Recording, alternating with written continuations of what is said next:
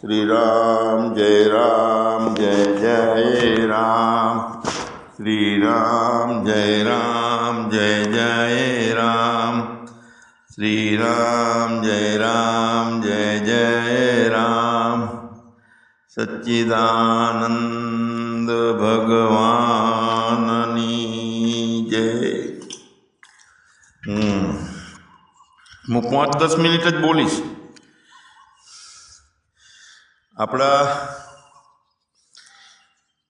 ઇન્દ્રિયો વિષયો ગ્રહણ ન કરે એવી શક્તિ નિર્માણ કરવાની છે જ્ઞાન સભામાં, અને તે પોતાના પ્રકાશથી જ્ઞાનથી થાય.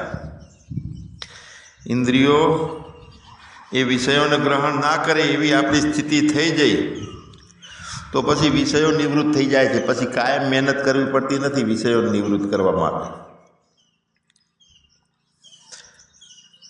હવે વિષયો નિવૃત્ત માટે મહેનત કરવી પડતી નથી, પણ ક્યાંક ગમે ત્યારે પછી વાવાઝોડું ઊભું થાય એમ પાછી ઇન્દ્રિયો અને વિષયોનો કોઈએ કીધું કાયું ગમ્યું ના ગમ્યું ઘણી જાતનું ઊભું થાય છે ભૂત. એટલે એના પ્રત્યેની આસક્તિ નિવૃત્ત કરવાની છે. છેલ્લે જ્યારે આપણે પોતાનો પ્રકાશમાં જીવીએ છીએ, મારા સિવાય બીજું કાંઈ નથી, હું સ્વપ્રકાશ જ્યોતિ છે મારી, તો બધા વિષયો નિવૃત્ત થઈ જાય. પણ જે સાક્ષાત્કારની અંદર આપણે જીવીએ તો આસક્તિ નિવૃત્ત થાય. પોતાના પ્રકાશમાં રહીએ, સાક્ષાતમાં રહીએ તો એની પાછળની આસક્તિ નિવૃત્ત થાય. અને એ નિવૃત્ત થાય એટલે સતત જ્યારે આપણો યોગી તરીકેનું જીવન થાય ને, સતત આપણે આપણામાં રહીએ, પાકું ડ્રાઇવિંગ થઈ જાય ને તો ગાડી રસ્તા વચ્ચેથી ઉતરે નહીં. પાકું ડ્રાઇવિંગ થાય તો પછી વ્યવહાર બંધ નથી કરવાના, બધું સહેજા સહેજ ચાલે રાખશે. પણ સંકલ્પોને નિવૃત્ત કરી નાખ્યા, આસક્તિ નિવૃત્ત થાય એટલે સતત પોતે કોઈ પણ જાતની અડચણ વગર ગાડી ચાલે પોતાના સાક્ષાત ભાવમાં. અને સાક્ષાત ભાવની ભૂમિકા રહે છે ને એમાં લેશ માત્ર આસક્તિ નથી હોતી. પણ એના પહેલાં 2 આવરણનો ભંગ થવો જોઈએ. ભાનાપાદક આવરણ એટલે જણાતો નથી હું મને એ, અને અસત્વાપાદક આવરણ.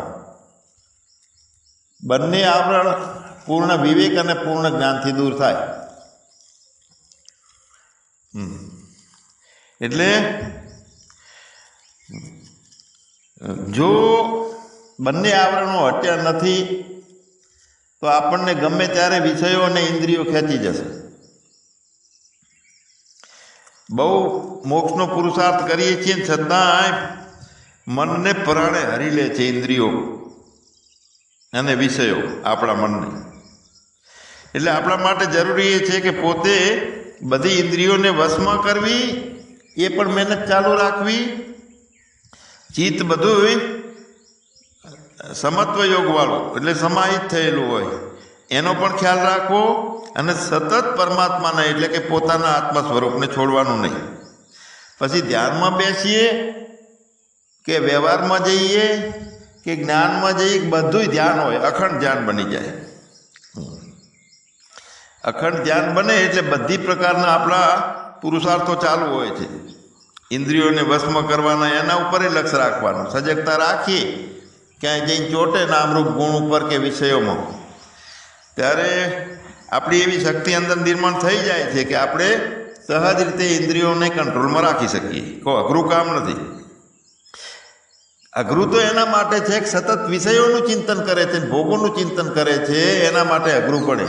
હવે સતત પોતે પોતાનું ચિંતન કરે અને વિષયોમાં આસક્તિ જ જન્મે નહીં. વિષયોનું ચિંતન કરતાં કરતાં વિષયોમાં આસક્તિ જન્મે છે, અને પોતાનું ચિંતન કરતાં કરતાં કરતાં વિષયોની આસક્તિ દૂર થાય છે. એટલે આસક્તિ હોય ને તો કામના ઉત્પન્ન થાય છે. જ્યારે આસક્તિ જ નથી રહેતી પોતાને વિષયોમાં તો કામના પણ નથી રહેતી. એટલે પછી ક્રોધે આવવાનું કારણ એ છે કે કામનામાં વિઘ્ન આવે ને એટલે ક્રોધ આવે. ક્રોધથી વળી પાછું અજ્ઞાનતા વધે. અજ્ઞાનતાથી આપણી પોતાના સ્વસ્વરૂપની સ્થિતિમાં વળી પાછું આપણે નીચા ઉતરી જઈએ. એટલે ભ્રાંતિ ઊભી થાય કે ભાઈ હજુ તો મારામાં અજ્ઞાન રહેલું છે ને હજુ ગુરુદેવ માથે કરુણા કરે ને હાથ મેલ ને આવું બધું થાય. એટલે ભ્રાંતિ ઊભી થાય છે ને ત્યાં આપણી જે ઊભી કરેલી જ્ઞાન માટેની બોધનાત્મક સામર્થ્ય એટલે જે શક્તિ છે ને એ શક્તિનો નાશ થઈ જાય. એકાગ્ર રહેવાની આપણી ચેતનાને જ્યાં એ બેહે ત્યાં આપણે મોકલવાની, સ્ટોપ કરાવવાની, બધે ફેરવવાની બધી જે છે એ શક્તિ નિર્માણ થઈ જાય છે ને ચેતનાને રમાડવાની ગમે ત્યાં, અને છતાં આપણે ભેગા ના રમીએ. એ શક્તિનો નાશ થઈ જાય. ક્યારે?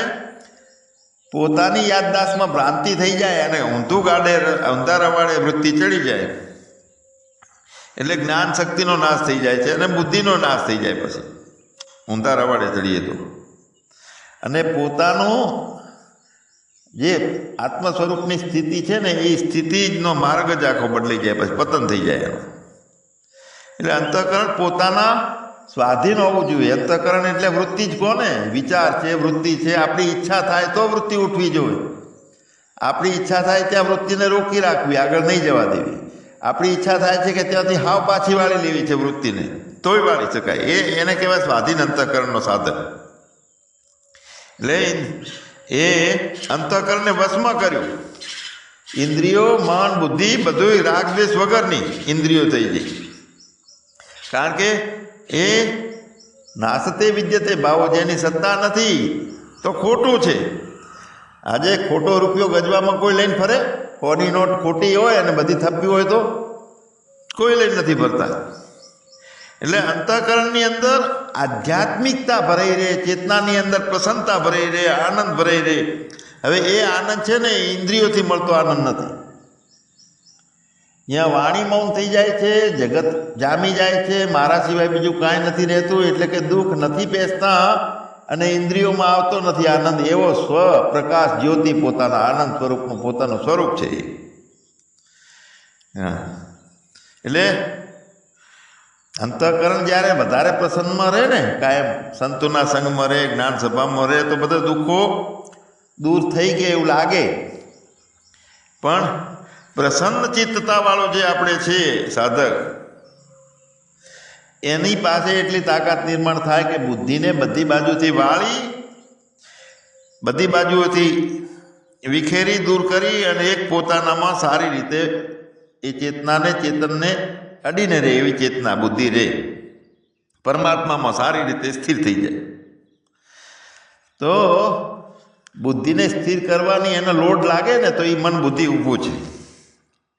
મન અને ઇન્દ્રિયને જીતીએ છીએ ને ત્યારે મનનો નાશ થાય છે અને ચિત્તનો નિરોધ થાય છે. મનનો લય અને ચિત્તનો નિરોધ એ બંનેમાં બુદ્ધિની સ્થિતિ શું હોય છે કે નિશ્ચયાત્મક બુદ્ધિ હોય છે, અવ્યભિચારીની બુદ્ધિ હોય છે, જ્યાં ત્યાં જાય નહીં, જેને તેને પકડે નહીં. કુંવારી કન્યા હોય એના 100 પૂછના આવે પણ એના લગ્ન થઈ ગયા પછી એક પૂછનું ના આવે. અને પરણી ગયેલી કન્યા છે એ પછી ઉઘાડા મોઢે જ્યાં ત્યાં ભટકે નહીં, એને એના ધણીનું ઘર પકડી લે. એમ અવ્યભિચારની બુદ્ધિ થાય, નિશ્ચયાત્મક બુદ્ધિ થાય એટલે એ માણસ, એ વ્યક્તિ, એ સાધકનું અંતઃકરણ સતત ચેતનાને પોતાને આત્માની અંદર સ્થિત રહે છે. એ છૂટું નથી પડતું, નોખું નથી પડતું. અને એની અંદર શું એની સાબિતી કે પોતાનામાં સ્થિત છે? તો એનું અંતઃકરણ કાયમ પ્રસન્ન હોય, ભાવવાળું હોય, કરુણાવાળું હોય, દયાવાળું હોય, સદાબહાર હોય. હોગ્યું મોઢું છે ને તો એકલો જ્ઞાની હોય ને એનું હોગ્યું મોઢું હોય, પણ જ્ઞાન અને ભક્તિનો સમન્વય હોય ને તો આનંદ હોય, આનંદ. જો એકલું જ્ઞાનમાં છું તો એ તો ઉદ્ધવજીને એવો વેમ હતો બધો, એટલે ગોપીઓ પાસે દોડીને જવું પડ્યું કે અમને ભક્તિ જોઈએ છે, જ્ઞાન તો મળ્યું છે. તો એ ભક્તિ તો એમ કહે છે કે પરમાત્મા એમાં કંજૂસ છે, ભક્તિ જલ્દી નથી હાલતો, જ્ઞાન જલ્દી હાલજો. એની પાસે દયા કરે ને પરમાત્મા, ત્યારે ભક્તિ આવે. ભક્તિ છે ને એ સર્વાત્મ પ્રેમ છે, સર્વાત્મ ભાવ છે. એ કોઈ જગતની અંદર ગમે તે વિષય વિચાર વિવેકમાં જઈએ, જ્ઞાનમાં જઈએ, કળાઓમાં જઈએ પણ બધે પોતાનું સ્વરૂપ હાજરા હાજર છે ને એવું દર્શન રહે.